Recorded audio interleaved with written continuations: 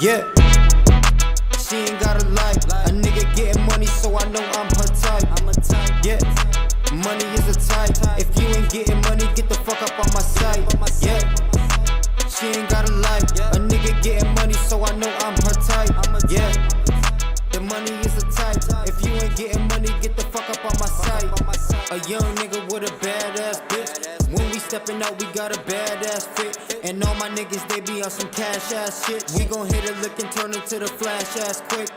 I pull up in a Rari and I switch lanes. The neck wasn't too bright, so I switched chains. Method man, I'm on your bitch, it's time to bring the pain. Tell her, call up all your friends, we do the same thing. Big guap, got my pockets in a big knot. The big stocks, clean up, work up at the rib spot. The wristwatch so bright it made your bitch stop. Now she in my bathroom making TikToks. I watch the pot, cause I gotta flip. And I gotta watch, this ain't counterfeit. She just bought me Michael Mary jeans, that's my kind of fit. Ride her on the ass, so when I smack, you know I'm proud of it. Top spot, get a head up in the drop top. The block hot, I'm in the rental cause the cops watch. I got guap on your head, make your block hot. Have your niggas claiming money in this lockbox. Dead presidents, money in the grave. Spend 10 and make it back, I don't need to save. Give a fuck about these bitches cause I'm getting paid. Always got the drip, bitch I been away. Yeah, she ain't got a life. A nigga getting money so I know I'm her type. Yeah, money is a type. If you ain't getting money, get the fuck up on my side. Yeah, she ain't got a life. A nigga getting money so I know I'm her type. Yeah, money is a type. If you ain't getting money, get the fuck up on my side. Yeah, big will pull up to the scene, make the block hot. Bitch, I play above the rim, feel like Tupac. My bro done pop out with that yapper, get your crew pop. Bad bitch gon' give me head and my tube socks. Ayy, switching the lane, nigga shit it. Me and the ghost, the difference. Counting the guala on all by the dollar, cause these niggas know that I'm different. Ayy, Tokyo Road got me drifting. Ayy, nigga play tough, we gon' listen. Ballin' these hoes, got him pippin'. Ayy, give it a D like the Pistons. Okay, stop. Ronom just got in the party with his Glock. You play you late and he won't hesitate to pop. You can't speak my language if you ain't talking guap. Ayy, and bitch, that's where the Eddie that we going to the top. She ain't got a life. A nigga getting money, so I know I'm her type. Yeah, money is a type. If you ain't getting money, get the fuck up on my side. Yeah, she ain't got a life. A nigga getting money, so I know I'm her type. Yeah, money is a type. If you ain't getting money, get the fuck up on my side. Yeah.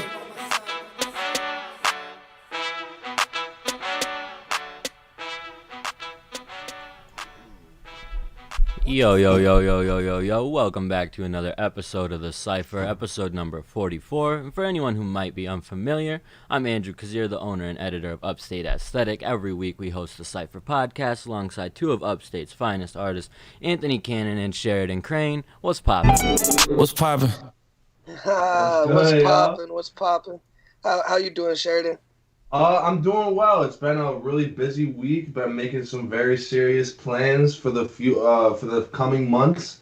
I've had the heat out in my house for about a week now. Today was the first day I was able to take a hot shower since last Wednesday, which has been nice. I've been going to my grandma's to do that. I haven't had heat in my house either, which has sucked. But it's been not as bad as I expected it to be. That Chance the Rapper song hit different when the heat is out, right?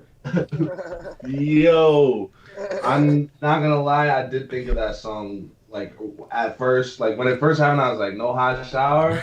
I was like, damn. But overall, like other than that, it's actually been a really good week. I've gotten to hang out with some friends. I went skiing for the first time since I was like 8 years old yesterday.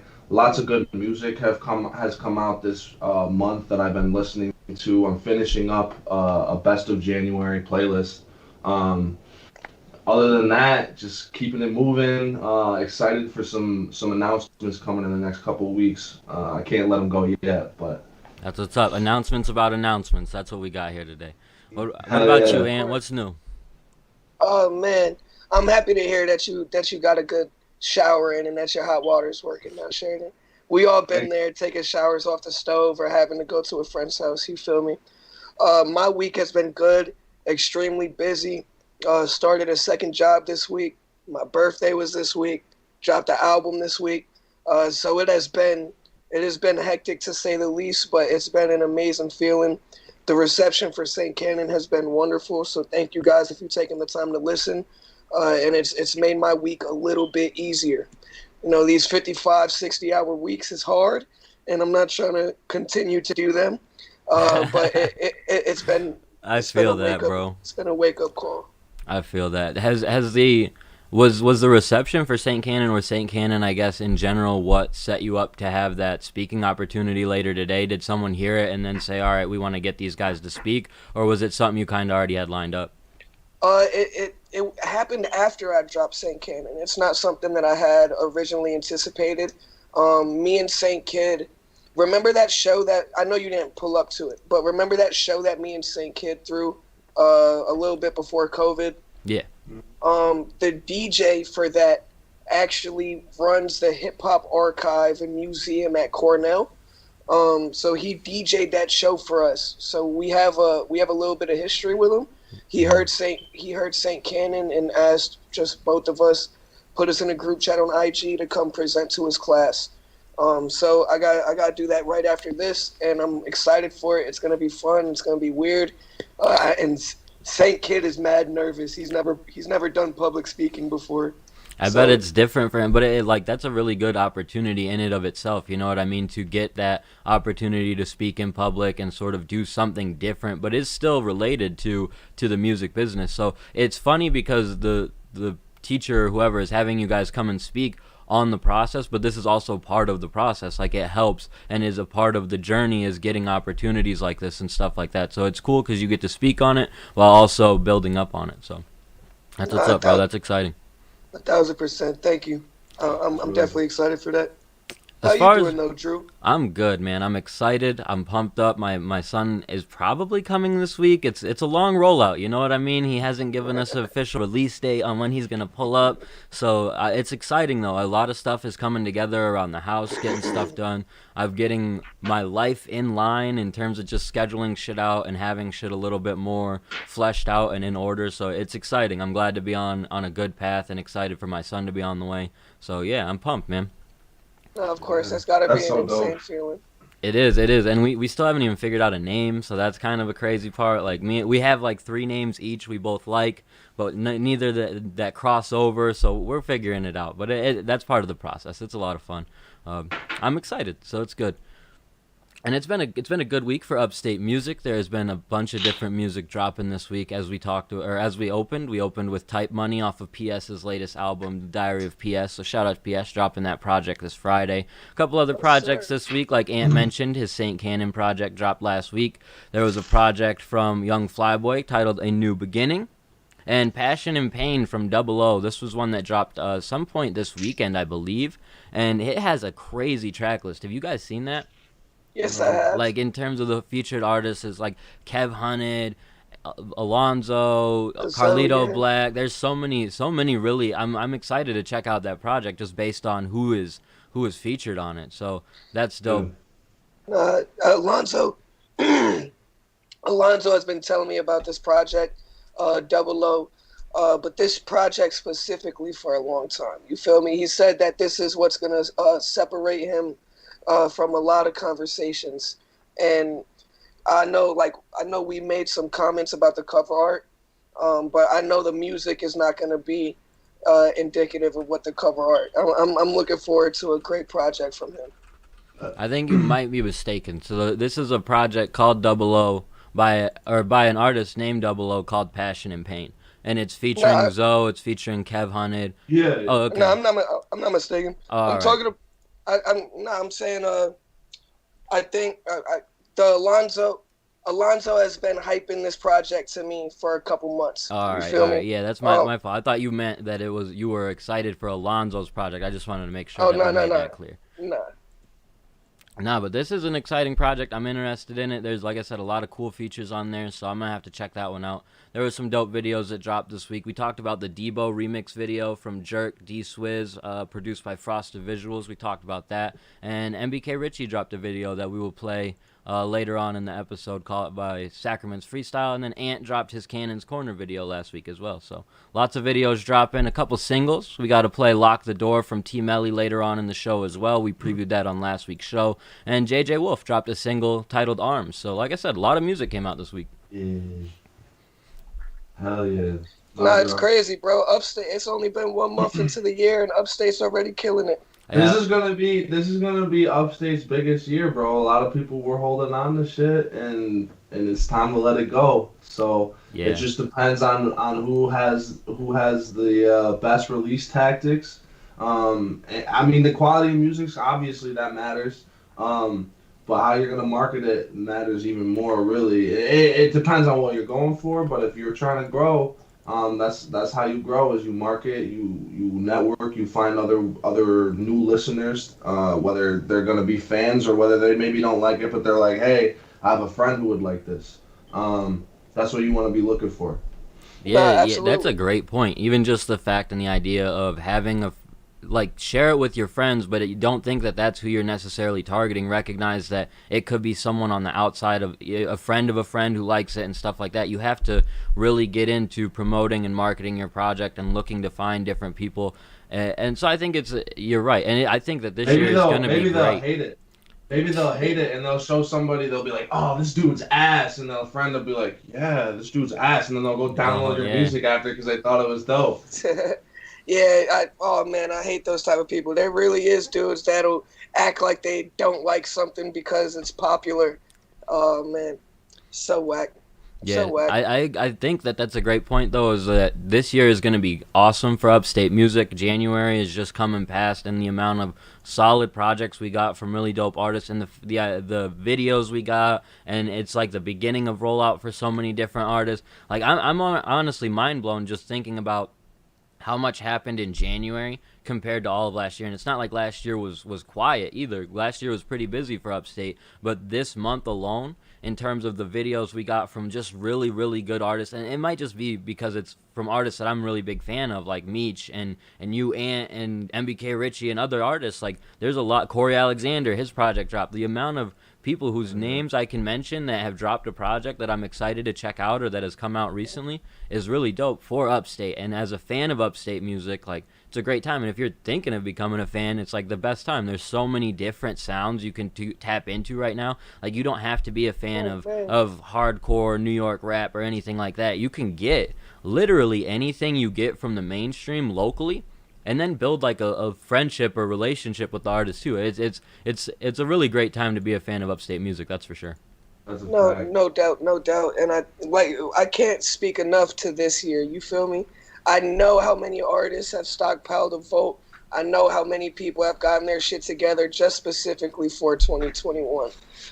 I'm excited, bro. Me too. So it's an exciting time. It's an exciting time for Upstate music. And this is a good time to transition into the first topic because you kind of already touched on it, Sheridan. Realistically, how much time do you guys think an artist should spend on promo weekly? And like maybe like this might even end up where you have to throw yourself under the bus and recognizing, like, because I would say even for what I do and what I try to promote, I'm not doing it enough.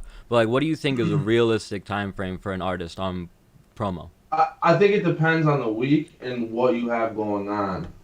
I think there are times where it's smart to be quiet, and I think there's times where you need to be promoting a lot. And here's the thing, you have to be careful because there is a point where you're promoting. I mean, it depends on who you ask. In my opinion, there's a point where you can promo too much. I don't think that's really an issue too many Upstate artists have. But you don't want to be basically all you do on your page is you promote your stuff, sell. People want to like personalize with you. They want to see your dog. They want to see your dog. Anthony posts videos of his cats. They want to see his cats. That's how people are like, oh, I love cats too. That's awesome. That's how you relate to an artist, and you're like, oh, I like this artist even more. We like the same music, and we like cats, and we like Cheez-Its. You're right, though. A lot of different stuff. Like you want to post things about you, about your life, about your family, about what you're doing outside of music. My music business teacher always says you want like 10 or more posts about you or your life for every one post that you're selling yourself. And that's everybody's gonna have a different philosophy on that. But I think there's definitely some truth to that, where if you're always just, even if you're not promoting enough, and all you do is every other day is you say, hey, go listen to my song. That's definitely not going to work. Because it starts to really turn people off after a minute. Yeah. You know what I mean? It doesn't take me too long to be like, it's like a robot. Yeah, to be like, okay, you don't really care about anything I have going on, but you want me to check out your stuff. And when it is someone that does check out my stuff, like, I don't even necessarily need to be reminded. You know what I mean? Like, I know you're supporting me, I go out and support you. It's nice to be tagged or whatever, but if you support me, I do support you. It's not very hard. You know what I mean? It's nice to be tagged in what? For me, because I run a website about promoting the music in upstate, like, I'm dead serious. It does help me because a lot of artists get this mentality of like, oh, he's not covering me and what I have going on. I don't even fucking know, and it's not intentional. It's just the algorithms. You know what I mean? So on that aspect, for me personally, I don't. It can be a little weird, of course, when you see 50 or 90 people tagged. But when it's like me and 2 or 3 others, it's kind of like, okay, cool. You want me to? Yeah, you know what I mean. It's like you personally want me to check out. So. Yeah, no. All I meant is it's different for you, for your perspective. You're a publication. Like, personally, when I see that I'm tagged with 90 something others, there's a 0% chance I'm clicking the link, even if I fuck with your music. Even if I fuck with your music, I'm not just because I'm like, bro, this is just like shameless, fake promotion. This isn't even promotion. This is trying. It's not very. It's lack of effort.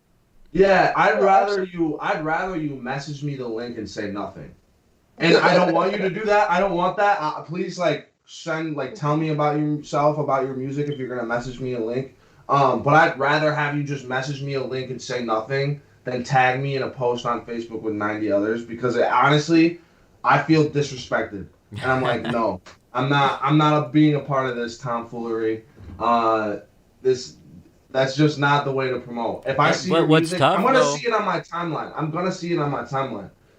What's tough though is that works in some cases, and I don't want to say it works, but it's effective to an extent, because people will tag 90 people and their friends or like people in their general circle who aren't checking for everything, but will check for what they have going on. We'll comment on it and be like, yo, this is dope, this is awesome, and so they'll get like 15, 20 people engaged. But if you try doing it every week, that engagement is going to dwindle down. It's going to become 3 people, 2 people. And because you recognize it, you're like, oh, this is the same thing over and over and over. You're just tagging the same people. So it's effective at first, but don't get caught up in the idea that just because something is effective doesn't mean that it's working and that it's going to be what takes you to the next level. You have to recognize the issues within it, utilize it in some ways, but also find different ways.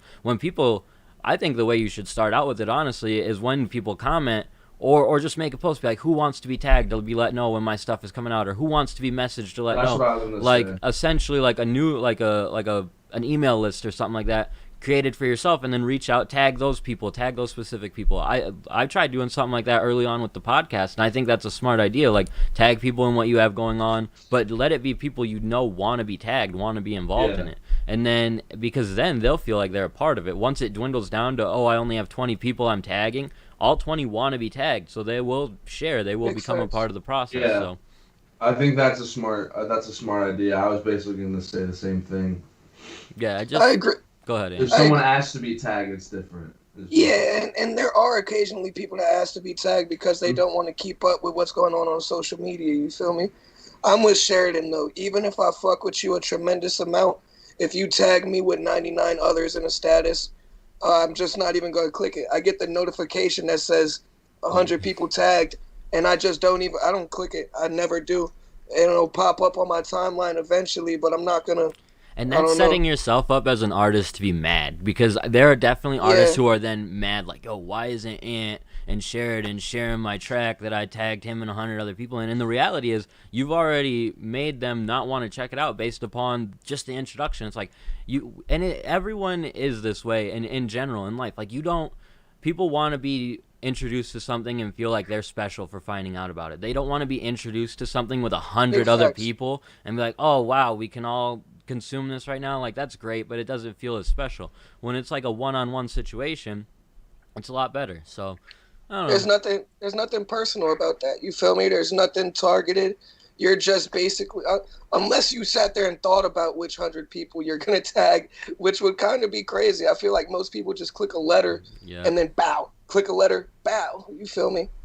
Yeah, exactly. Do you guys think that there is a benefit, or that independent artists should look at smaller, like local, independent marketing agencies to try and inquire some plans for rollout and stuff if they are serious about it, in the same way that they look at putting money into videos and putting money into production? Because I think it's fair to say, like, no one's been taught how to market themselves. No one necessarily knows how, so it's difficult at first. And if you're not going to put in the time to learn, should you be looking for other resources that might be able to help you? Absolutely. If you're not going to take the time to learn, which there's a lot to learn, you feel me? None of us, well, not most of us didn't go to school for marketing or music management. You feel me? You're always going to be able to find new things. You're always going to be able to learn more. But if you're not going to take the time to do that, then your ass better find somebody who will. Yeah. You better be willing to pay somebody. And the thing is, I think on the surface level, it's a little intimidating, and you might feel that it's a little bit pricey. But if you actually look and you look into the right places, I feel like you can find people who will do marketing for you and promote for you at a fair price. I mean, and like, not just talking about me, because I know I'll do it. Like, I've done it, and I've helped artists try and do it and try to create a plan of, like, all right, let's do this on a day-by-day basis. But not just me. Like, there are other resources you can utilize. I've talked about Fiverr plenty of times about buying, like, logos and playlists or cover art and stuff like that. You can also get people to do your marketing for you through Fiverr. Like, there are people who throw their services up on there, and you can then get your social media handled for you, and you're going to have to pay for a good person to do it, but you can also find someone relatively cheap to do it who's just going to post like 2 or 3 posts a day and cover your shit for you. But there are other alternative resources besides just a marketing agency that you can utilize. And it could be someone local like me or another platform, but it can also be something like someone on Fiverr who just wants to work on their marketing portfolio. Yeah. And so I get it, because when you're an artist, you might not even know. You might not even know that there's an opportunity like that on Fiverr, that there are people who do like production for all kinds of different stuff. But if you knew now, go ahead, take the opportunity, look into it, and see what it could do for you, because you have to put something into marketing. And if you don't want to put the time, put the money into it. Pick one and do it. You know what I mean? And it can be super affordable. Trust me, I know. If you need someone, tap in. It's much better to put the money into it when you know what you're doing, though, or when you know what you're looking for, because you can waste a lot of fucking money on marketing. Right, but you'll never know what you're looking for until you start looking for it. Like, I know there's a lot of artists who just don't want to. They either don't know what to start looking for, or they don't want to start looking for it. You know, and they see it on like a surface level, and they see people charging for something, and like, what the fuck? Why are you charging for that? But the reality is, like, that's how it works. Like, there are services that's how it works. If you're not going to do it yourself because you don't want to put the time into it, someone else is willing to put the time into it, but they want to get paid. Like, they do it for an income. So you have to figure out how you want to do it, and you can't just write off someone on social media who is trying to do that for you, because I see that a lot too. On the same hand of, while there definitely are like schemy marketing guys on social media who are like, oh, let me help you, send me $500 and I'll call you and tell you how to promote your music for the next 5 years and make all the money. Like, that shit is stupid. But there are people out there who will help you. So find the right marketing agencies, connect with them, and do what you need to do. Oh man, absolutely very true. Yeah. I think it just makes sense, and I get it. On the surface level, you're not, as an artist, you're like, I don't want to reach out to a marketing agency or something like that. But there are genuinely local places that will promote and help you get to a level that is at least putting you in publications, at least putting you on a place to, when people Google your name, they're not just pulling up your Facebook, they're pulling up articles about you and other shit. Like, there's a lot that goes into it, so. And it doesn't have to be the biggest publication. It can literally be, or it can literally be the smallest little things, marketing agencies that care about you and will push your shit to another level. You meet someone from an organization. I'm speaking from experience. You meet someone with in an organization that they run it. It's small. They have a small team and they have a good amount of connections. Not the craziest connections, but they have connections within the industry. That's all you need. That's all you need. Of course, anybody could be an asset, bro. And you could be an asset to anybody. No doubt.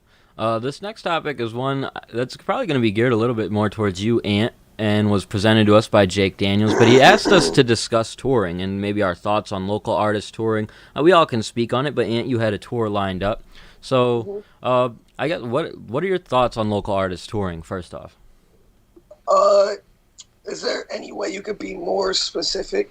Like, what are my thoughts on local like obviously artists not like so. And I should have asked Jake to expand on what he wanted us to expand on. But for my take on it is, like, why aren't more local artists even just setting up shows for themselves? Because tour, like, I don't want it to sound like a major tour or like huge tours, but why aren't people setting up like, oh, I'm gonna do a show in Binghamton, a show in Syracuse, a show in Ithaca, a show, and then start promoting it a little bit, and have it lined up where they can pop up to these different places. Why don't we see that necessarily?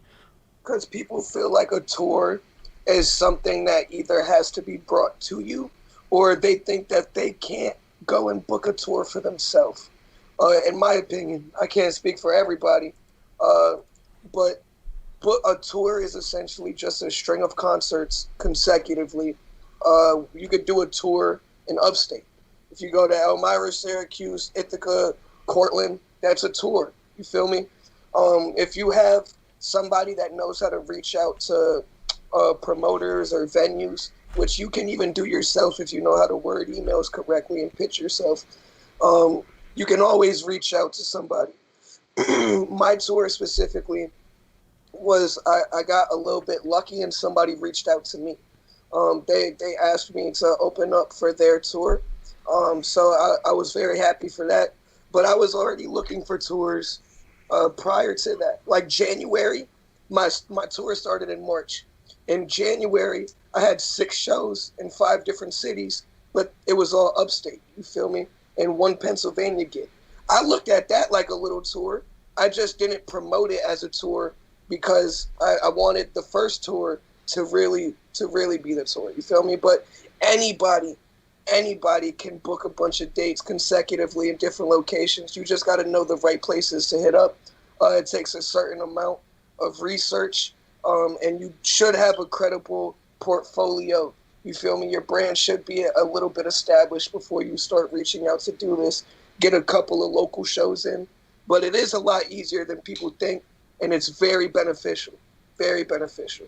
Yeah, that's one thing that I definitely take away from it in terms of the beneficial point is like I can remember hearing about or reading about Russ at one point, like doing a string of like just shows where there was next to nobody at them, but he was going to different places like Colorado and just other states where he typically didn't perform. But then gaining a fan base, even if it is 20 fans in Colorado and 20 fans in Arizona and 20 fans in Idaho, and then you now have 20 fans that you've accumulated by probably not just performing at the show, but you probably had the ability to connect with some of the people, get to know some of the people, get to know some different artists, do different stuff like that. And I think that is the key thing. Like, put yourself out there and just sort of go to different places, meet different people, interact with different fans, and that's a big way. And it feels weird because in the age of social media, you just want to send it directly to the guy in Colorado. But if you go to Colorado and you perform and they meet you, like, then all of a sudden they are checking for your music when it comes out. So I think that's my biggest takeaway in terms of like even small scale tours that you set up for yourself. You're not going to sell out huge venues. You might only sell 50 tickets, or it might just be who's already locally there set up at the bar or whatnot. But you're creating opportunities to meet different people and build your fan base organically. That I think is just something that a lot of artists don't want to humble themselves to today. And I get it. I wouldn't necessarily want to put myself out there and perform my music in front of 5 or 10 different people and that's it. And they're hardly reacting. But that also comes with the energy you bring to the performance and stuff like that. Like if you're bringing a great performance, people are going to be entertained by it. They're going to come start checking it out. So I think that there's a lot that is smart to just performing, like getting yourself out there. We've seen Matthew Cornwell do it for the last couple year or so, and it's been extremely beneficial for him. or way more than a year. That's ridiculous, but for a while, and it's been extremely beneficial for him, where he's able to turn it into almost. I'm almost positive it's like what he makes a living off of at this point, or was for a while before the pandemic really took into consideration. So it's very interesting, and something I think more artists should do. Like just try and get in contact with local venues and put your name out there. I mean. We saw it before the pandemic with some of those open mic nights that were happening out in Binghamton at the Spotlight, I think it was, stuff like that. Even if you can organize stuff like that and start doing it in other places, it's only going to be beneficial. Here's one thing that I just want to add. I agree with you guys. I want to say that I think every artist should eventually be touring. It's how you make money. Shows are just a must. One thing I'll say from my perspective. I would not go on tour unless I knew every venue had the quality control that I expected. And that's just an absolute for me. That's part of the reason I haven't done it. And it's different because as someone who mainly raps, or someone like Matthew Cornwell who does like a lot of acoustic stuff, it's kind of, you don't really need a whole lot of like vocal effects, but like I do a lot of different music. Stuff that I perform will be electronic. Stuff that I'll do might have a lot of auto-tune. Stuff that I might do might just be so crazy that I just need extra effects. I need someone who really knows what they're doing to be able to convey that song the way that I would want to perform it. Absolutely.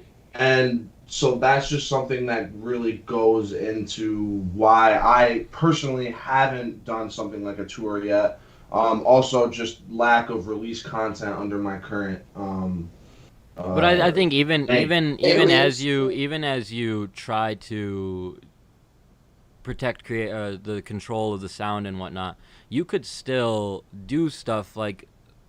And it might be difficult, but you could still do like acoustic cover nights and stuff like that where you have someone else come and help you. Like there is stuff that you can do no matter what, where even if it's just open mic nights at different places, like whenever you go to a different town and shit, like doing stuff like that. Anyone can do open mic night anytime. Anybody can do that. I should have been doing that more. And the same thing with I want to do more acoustic covers and things like that too. Mm-hmm. It's just for me like an official tour performing one of my projects, I would the quality control would be much more important in one of those situations. No, I totally hear you. One way to negate that is bring your own equipment and just make sure that you connect with the sound man to every venue beforehand. Not every artist has the budget to bring their own equipment, so I understand how that's easier said than done. But essentially, touring, merchandise.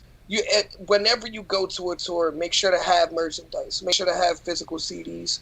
And same goes with even single sit-alone concert dates.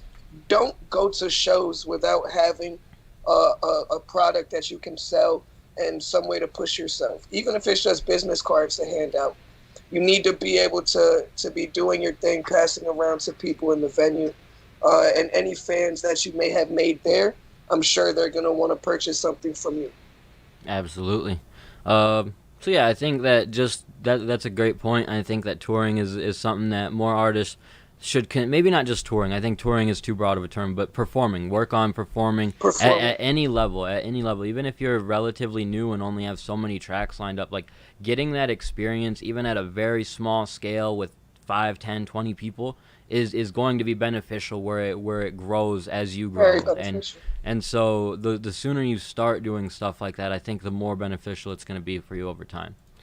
And especially with hopefully, and I'm speaking from a total different experience. I'm not in New York. I don't even know how. I'm sure you can't even do a lot of that shit right now, and so I get it.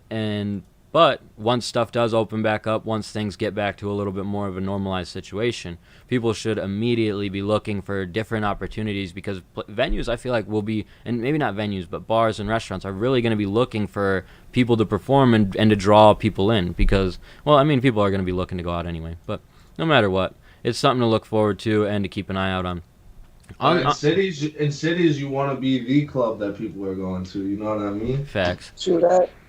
True that. And so kind of related to that topic somewhat, but not totally. Rolling Loud is going live. They're going to be doing a virtual performance. The first part of this that I want to talk about is, would you guys perform on a live show of this nature, and what are some reasons why you might not? And you've already done the Upstate Aesthetic live from your timeline thing, but like from a huge Rolling Loud perspective, would you be, and let me explain the question, would you be one of the lower card guys if given the opportunity? Absolutely. Yes, but I would be kind of mad. You feel me? I wouldn't want to do this virtually for my first Rolling Loud set, but I don't think I would pass on the opportunity if it was presented. No, because then you make that connection, and if you do a good job, Exactly. they'll invite you back when it is a real concert. Absolutely, and you hope that they understand if you don't do a good job. But if they don't understand, then you just fucked yourself out of Rolling Loud for the next couple I think of years. that's one of the biggest reasons why you might not, is because it's a difficult setting. It's a difficult thing to do. You would have to be very confident in your ability to put something together that is going to be really good or good. If you're not confident in your ability to put a team together, to put something together, and you think it's going to be something a little bit more small scale like Live From Your Timeline, then I could understand why you wouldn't necessarily rush into doing something like that. But because you want to make a good impression. But it's such a great opportunity that if you can go in and put something together that's amazing, you could then be lined up for the rest of your music career, essentially. Like if you think about it, because if you're not a headliner, you're kind of right in the middle. Yeah. I'm sure they bring those guys back all the time. Knowing what I know that I'm able to do in like a setting like that, I would absolutely do it. You know what I mean? Like I just think that like I know I can make it really cool. So I would 100% do that. And honestly, like, I honestly wouldn't be any less excited that my first time was like a live stream instead of it actually. You might not. Yes, you would. You might not know that right now, but just the feeling that you would have performing to an audience versus performing to a computer and some cameras. You wouldn't feel the difference because you have nothing to compare it to.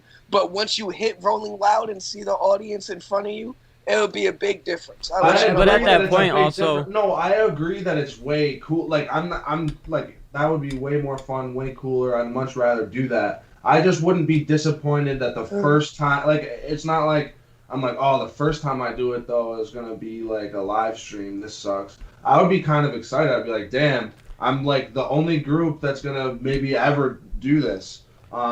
This is kind of fucking cool. That's how I would look at it. Well, and it's just kind of like a different opportunity too, because if you're at a festival like these, like the earlier performances, there's generally something a little bigger going on, so it pulls a lot of the crowd from your stage to another stage. So in this situation, I feel like they're only going to be doing one at a time, so you're going to have the whole audience's attention. So it does have its benefits and its downfalls, and in the same token, like maybe you'll be less excited, but it still might be a better overall feeling, because if you did Rolling Loud live and there were like 5 people standing there, and over there's 5,000 people at a concert that is a little bit bigger than yours, like it might change your feeling on it, you know what I mean? So I think that it has its pros and cons, and definitely has reasons for people to do it, for sure. Do you think that it'll be more likely that people will just listen to the artists that they like and then turn it off when artists they don't know come on? Oh yeah. Yeah. What? Yeah. And that was going to be one of my next questions, is why don't you tune into these? Because we've all heard about virtual concerts up until this point, virtual events. How much?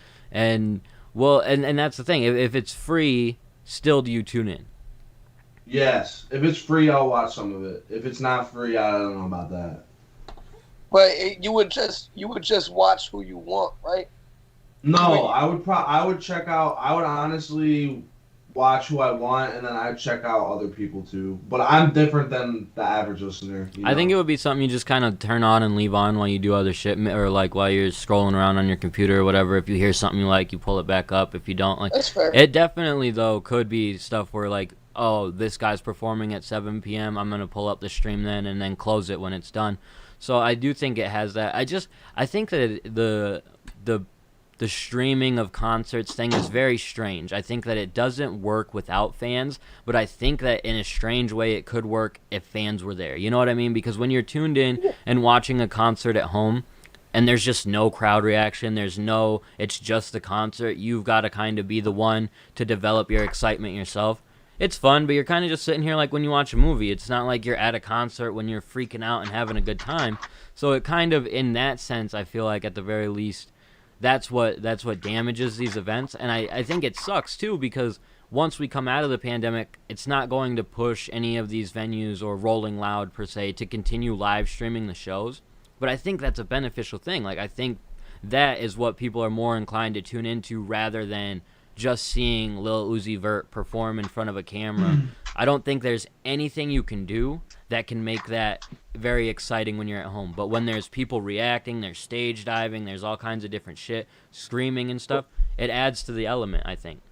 Yeah, I think there's also like, I think it's also a promo tactic. Like, it's something you do then, and then you have that footage probably later to be able to use for whatever, music videos, stuff to post on Instagram, things like that. And if you perform 12 songs, you've got 12 songs worth of stuff that you can continue to put out there for a while.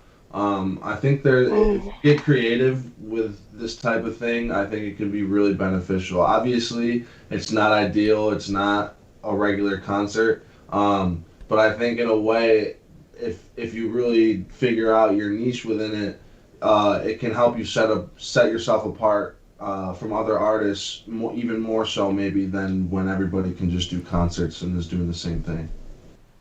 I watched a rerun of a JID virtual concert. I didn't see it live, but I watched the whole 30-40 minute set. They did it at a college. But it was virtual. There was no audience, and he killed it. He had his hype man stand side by side with him, and just do some ad libs. You feel me? Get the crowd hype. And JID had an awesome performance. So if done well, it can be amazing. You feel me? But if you're already a person with not much energy, or if your songs aren't necessarily fun or just beautifully crafted, I don't know. It's going to be hard. And well, I think it changes just the tone of the event. Like, if you're a performer, you have to think about it. When the crowd is there, that gives you your energy to an extent. That helps pump you up from track to track as long as they're into what you have going on. So without that, you just take away a whole element, even for the performer, that kind of screws up their ability to really get into it or to even gauge the tone of the audience. Like, are they liking what I'm doing? Are they not? And I think one of the biggest things I've liked through this and some of the better stuff I've seen is going outside the box and recognizing that a virtual concert doesn't have to be the same as a regular concert. You don't have to be standing on the stage performing the same way you do with an empty crowd and doing it that way, because I feel like that almost pulls away from it. Like, I saw, and this was maybe even early last year, where Ben Kent did some videos where he was performing on top of a roof, yeah, in Binghamton, and it, for some reason, that visual to me was just so much easier to consume. I could have watched him do like a full 15-minute set, 20-30-minute set up there, because it's different. You're not anticipating, or your brain isn't thinking there should be a crowd there. You're just thinking, oh, this guy's performing on a roof. But when you tune into a concert and there's no crowd there, you're like, something's missing. This isn't how it should be. So I think some of the best stuff I've seen is when artists get outside of the box a little bit, try not to just do what you see done. And even think about some of the Tiny Desk performances. Those aren't on a stage. Those aren't, but they're really good. They're really well done. Have you ever watched the Colors shows? It's kind of similar to the Tiny Desk, except they only do one song. I love Colors. Yeah, they basically bring in an artist. They'll set a mood with just like a one kind of color room, maybe a little gradient, a mic standing from the ceiling, and the artist will just be there. And they're every single one, it's like you really connect with the artist. And I feel like if you're able to do that quality in a live setting, which that basically is a live setting, then that's really all you need to be able to do. It's just about being good enough to be able to put the passion into the whatever you're rapping or singing or performing, they'll be able to feel it if the passion's there, in my opinion. I agree 100%. So, yeah, I think that the virtual concert thing is still something they're trying to figure out. And the longer the coronavirus has everybody screwed up, I feel like they're going to have to continue to try and find new, innovative ways to get people to tune into it. Because, I mean, I don't know for sure, obviously, but I feel like Rolling Loud, especially the festivals, especially are recognizing like the people who are tuning in. It's way down compared to the people who are showing up. So how do we change that? You're talking. Was that a rhetorical question? Yeah, a rhetorical question, essentially. Like, just from the perspective of Rolling Loud and stuff, that's something they're going to have to deal with. So, who knows? Maybe this Rolling Loud will have some changes compared to what we've seen. I'm definitely still ready to check it out. And I know that they've live streamed events like this before, so maybe that'll just push people to tune into it more when it comes back. So, we'll see.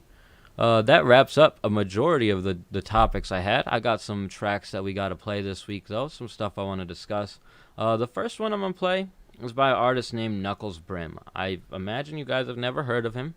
I've heard of Knuckles Brimm. Oh, word? Okay, that's what's up. I just stumbled upon his stuff yesterday, so I figured we'd play it, see what you guys think, and talk about it. So I'm going to play some Knuckles Brimm. I think this is called Don't Say Much.